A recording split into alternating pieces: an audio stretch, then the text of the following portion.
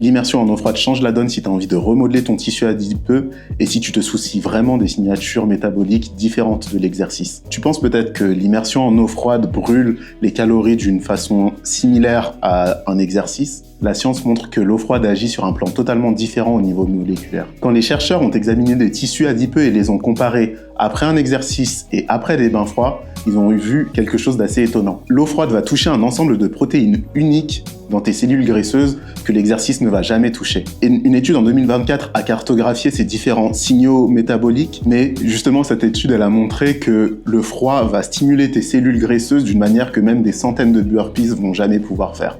Donc la question c'est pas est-ce que je dois remplacer ma routine d'entraînement par du froid, mais comprendre que quand tu combines de manière efficace les deux signaux métaboliques, tu peux combiner les signaux et bénéficier des avantages complémentaires qu'aucune des deux méthodes ne peut faire toute seule.